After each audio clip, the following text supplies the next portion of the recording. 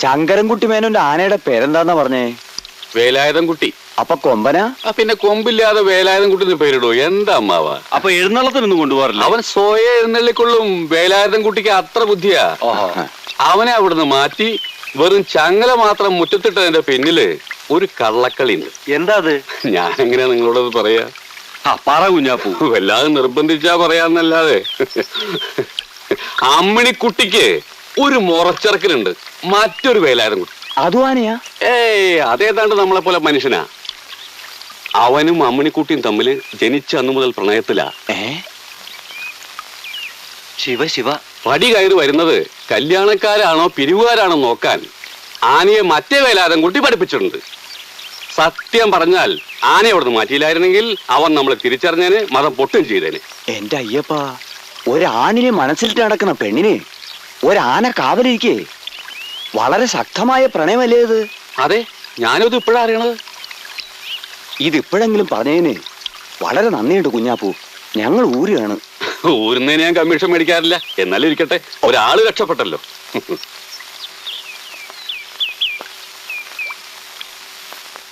അതെ, ഈ പിണ്ടൊന്നും ആരും മനക്കി കൊണ്ടുപോണ്ട. അതൊക്കെ അവിടെ ഇട്ടാ മതി. അത്രേ ഉള്ളൂ. ആകെ നാറ്റിച്ചല്ലോ എന്റെ വാസു. അയ്യയ്യയ്യേ, ആനേനെ ചങ്ങലില്ലാതെ ആരെങ്കിലും മേയാൻ വിടൂ? ഇതൊരു സ്പെയർ ചങ്ങൽ എന്ന് പറഞ്ഞാൽ പോരായിരുന്നു? അവരെന്താ ആനില്ലാത്ത നാട്ടിൽ നിന്ന് വരുന്നവരാ? ഈ മീശ അങ്ങോട്ട് ചേർത്തൊന്നുകൊണ്ട് കൊടുത്താണ്ടല്ലോ. അബദ്ധായോ കുഞ്ഞാപ്പൂ? പേടിക്കണ്ട. വിശദീകരിച്ച് ചോദിച്ചപ്പോ ഞാൻ ഒരുവിധം പിടിച്ചു നിന്നു. പക്ഷേ അതിലും വലിയൊരു അബദ്ധം വേറെ നടന്നു. അതെന്താ? പാലം കടന്ന് ഇറങ്ങിയപ്പോഴേക്കും നമ്മുടെ വേലായുധൻകുട്ടി അനിയത്തി വിലാസം ഉണ്ടല്ലോ, ആ കുട്ടിന്റെ എതിരെ വരുന്നു. അവർക്ക് പോവാൻ വേണ്ടി വഴിയൊന്ന് ഒതുങ്ങിക്കൊടുത്തു. ആ ഒതുക്കവും ആ അച്ചടക്കവും ആ ശാലീനതയും ആ കുലീനതയും ആ തറവാടത്തും ഒന്നും പറയണ്ടല്ലോ മേന്നെ. ആ കുട്ടി അവർക്ക് വല്ലാതെ അങ്ങോട്ട് ബോധിച്ചു. എന്റെ ഭഗവാനെ, ആ കുട്ടിയെ പറ്റി അന്വേഷിക്കാൻ എന്നോട് പറഞ്ഞിരിക്കുക. മാത്രല്ല അതിനു വേണ്ടി 500 രൂപയും തന്നു.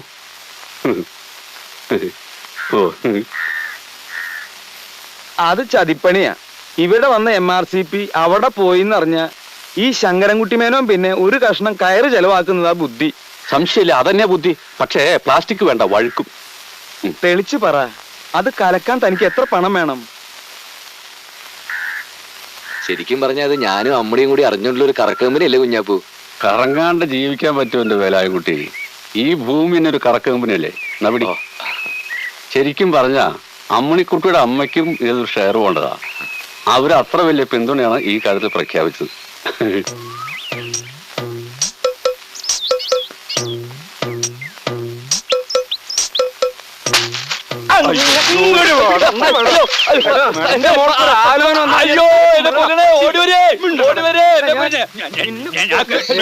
എന്നോട് കളിക്കണ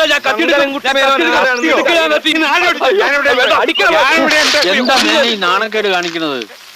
എന്റെ മോൾക്കൊരു കല്യാണം വന്നാൽ കലകരിമിനാര്? എന്താ ആലോചന? 3-4 തറവാട്ടുകാർ വന്ന് നേരാ. അവരെ കാണിക്കാൻ നിങ്ങളെന്തിനാ വെറുതെ ആരാന്റെ പിണ്ടവും ചങ്ങലെടുത്ത് മുറ്റത്തിട്ട്? അത് ശരി. അപ്പൊ ഈ മീശയിലാവാസം എടുത്തോണ്ട് ഓടി ആനച്ചങ്ങല അതായിരുന്നു അല്ലേ? സംഗതി നേരാ, ഞാൻ അവരെ കൊണ്ടുവന്നത്. പക്ഷേ ഇവിടെ വന്നതിന് ശേഷമാണ് അമ്മിണിക്കുട്ടി വേലായുധൻകുട്ടിക്ക് ബുക്കിലാണെന്ന് അവരറിഞ്ഞത്. അവര് കാര്യം മാറി. ആ പേരും പറഞ്ഞ് നീ എന്റെ കൈക്കൂലി വാങ്ങിച്ചില്ല ചെറ്റെ. അതിലും വലിയ ചെറ്റത്തരല്ലോ താൻ കാണിച്ചത്. എന്താടാ?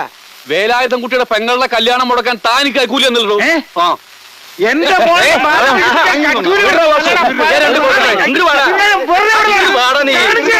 ഇതിനൊരു കുടുംബ വഴക്കാക്കി നാറ്റിക്കരുത്.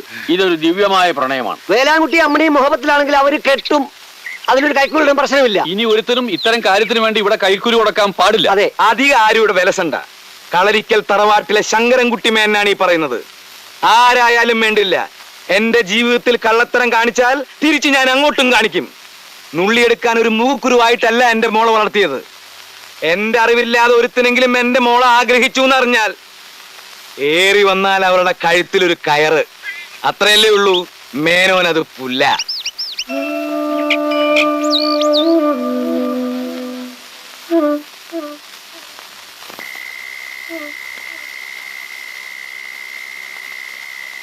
ഇതാണ് അമ്പലപ്പറമ്പ്. ഇത് അമ്പലത്തിന്റെ തെക്കേ ഗോപുരം. നാളെ കാലത്തെ 9 മണിക്ക് നങ്ങേലിയമ്മയുടെ കൂടെ അമ്മിണിക്കുട്ടി അമ്പലത്തിൽ തൊഴുവാൻ വരും. പ്രദക്ഷിണം വയ്ക്കാനെന്നുള്ള ഭാവേന അമ്മ മാറുമ്പോൾ അമ്മിണിക്കുട്ടി ദേ ഇതിലേ കടന്ന് വായനശാലയ്ക്ക് അടുത്ത് കാത്തു നിൽക്കുന്ന വേലായൻകുട്ടിയുടെ അടുത്ത് വരും. ഏയ്, വേലായുധം കുട്ടി അങ്ങനെ പരസ്യമായിട്ട് കാത്തിക്കാൻ പാടില്ല. ഒരു കാര്യം ചെയ്യാം, ഞാൻ വായനശാലയുടെ അകത്തിരിക്കാം. അതെങ്ങനെ 9 മണിക്ക് വായനശാല തുറക്കൂലല്ലോ. ഞാൻ അതിന്റെ ഇടതുഭാഗത്തുള്ള തൂണിന്റെ അവിടെ മറഞ്ഞു നിൽക്കാം. പക്ഷെ ആളുകൾക്ക് സംശയം തോന്നരുത്. ആ സമയം കുഞ്ഞാപ്പു പഞ്ചായത്ത് ഓഫീസിലേക്ക് പോകുന്ന റോഡിന്റെ വലതുഭാഗത്ത് നിൽക്കുന്ന ചില്ലിത്തെങ്ങിന്റെ ഏതാണ്ട് പകുതിക്ക് കയറി നിൽക്കണം. എന്നാ പിന്നെ കേറി നിലയ്ക്ക് മുഴുവൻ ചെത്തിട്ട് ഇറങ്ങില്ല നല്ലത്. പറയണേ അങ്ങോട്ട് കേക്കടോ. ഇപ്പൊ താൻ കയറുന്നത് ചെത്താനല്ല, ചുറ്റുപാടുകളൊക്കെ ഒന്നൊന്നൊന്ന് നിരീക്ഷിക്കാനാ. ഓ, അപ്പൊ ആരൊക്കെ ഇപ്പൊ എവിടെയൊക്കെയാ? ഞാൻ തെങ്ങുമ്മല്, അമ്മിണിയും വേലായുധം കുട്ടിയും വായനശാലയ്ക്കടുത്ത്.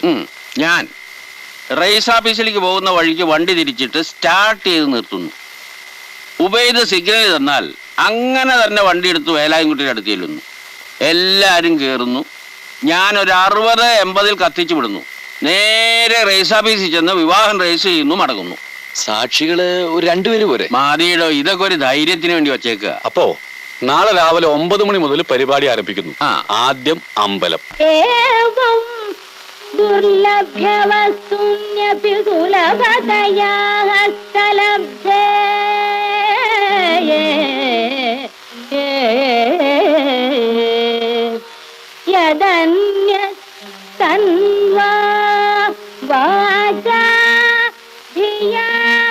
സൂക്ഷിക്കണേ മോളെ, അച്ഛൻ അറിയുമ്പോ എന്തൊക്കെയാ നടക്കാൻ പോണെന്ന് എനിക്കറിയില്ല. എന്തായാലും എന്റെ മോള് സമാധാനമായിട്ട് പോ.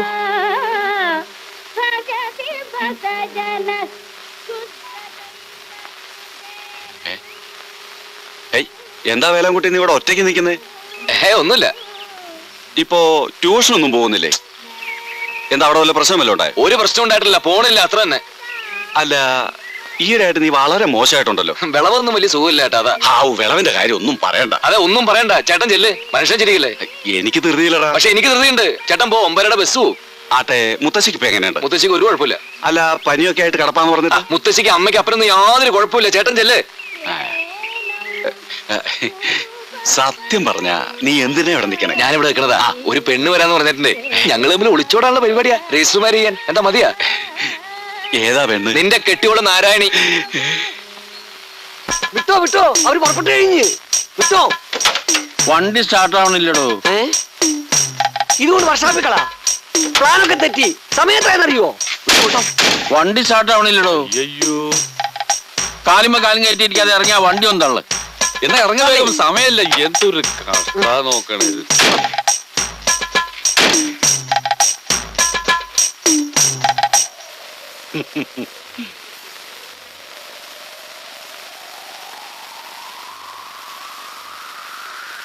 അമ്മണി കുഞ്ഞ് വീട്ടിലേക്ക് പോ, അല്ലെങ്കിൽ കത്തി വീശും.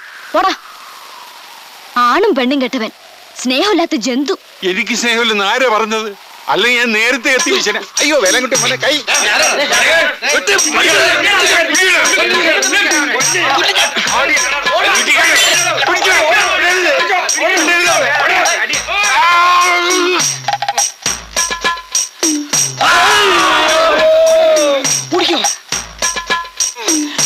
വണ്ടി എടുക്ക്.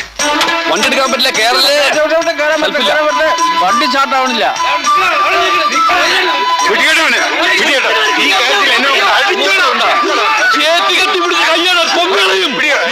ഓടിക്കോ, ഓടിക്കോ.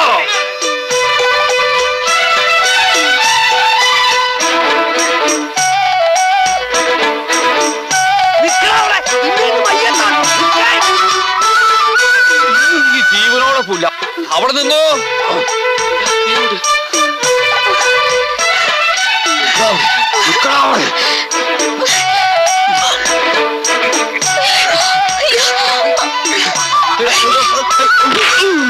ഇന്ന് നിന്റെ അവസാനമാടാ. ഞാൻ ഓടിയിട്ട് ഓടിയിട്ട് എത്തണില്ല. ഇത് വഴി കൂടുതലായോ?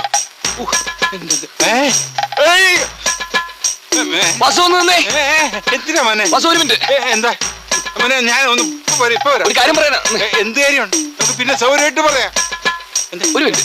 എന്താ മോനെ? അയ്യോ,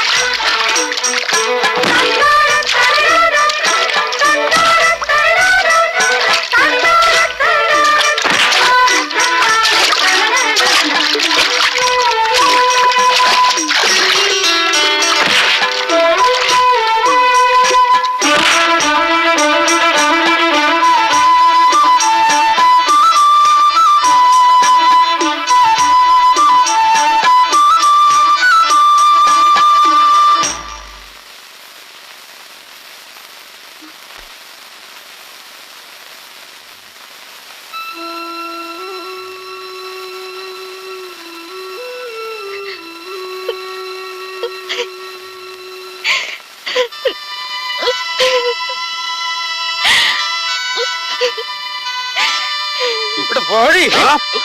നിന്നെ വേണ്ട, ഇത് മതി. എടാ തെണ്ടി, ദൈവം എന്റെ കൂടെയുണ്ട്. എടി, നിന്റെ ഒരു ഒളിച്ചോട്ടം ഈ തന്തയ്ക്ക് ഇത്രയും ബുദ്ധിയില്ലെന്ന് വിചാരിച്ചോടി. നടകൾ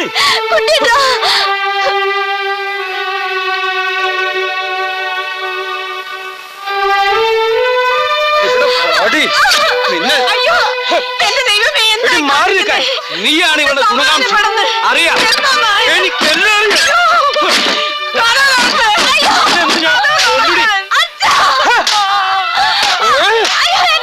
എന്റെ മാനം നീ എല്ലാരും കൂടെ എന്റെ മോളെ കൊന്നു. ശവം തിന്നുന്ന പട്ടി. മിണ്ടരുത്. എടാ ദ്രോഹി, അവള് നിനക്ക് എത്ര ചോറ് വിളമ്പി തന്നിട്ടുണ്ട? ഇത്ര അതെല്ലാം ദഹിച്ചോ?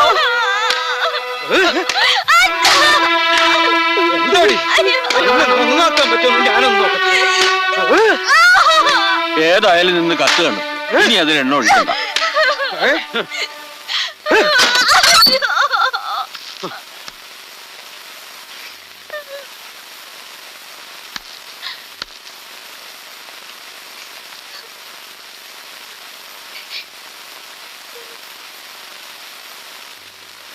ചത്തോ?